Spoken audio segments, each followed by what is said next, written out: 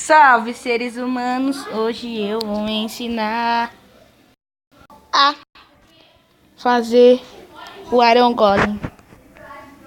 Vai ser muito legal. Vai ser rapidinho.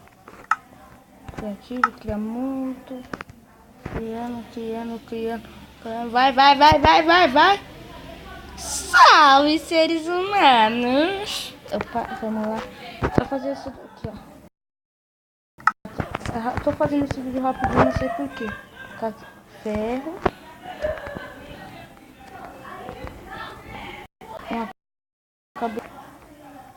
Eu vou fazer um outro bichinho que eu esqueci o nome também.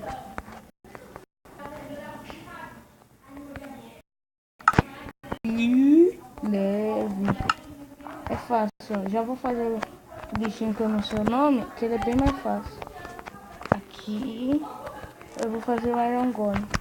Se quiser fazer muitos, eu sei que se com o Iron Golem dá certo. Mas vamos tentar. Sim.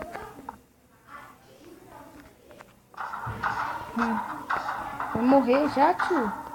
Oh, cara, faltando.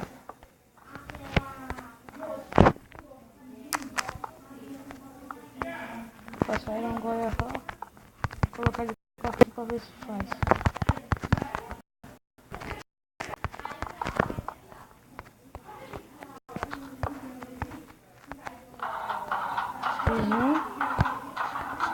Vai morrer.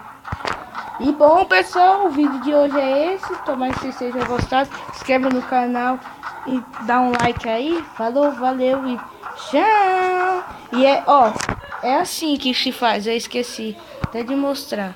1, 2 e mais 2 no lado.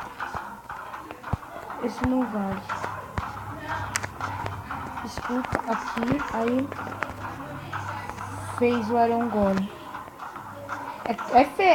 É de uma cabeça de abóbora. Bloco, né, de ferro. E o bonequinho de neve é 2 neves e uma cabecinha. Ele protege de Creeper, o Iron Golem protege de zumbi. Então, dá um like aí, se inscreve. Valeu, falou e tchau.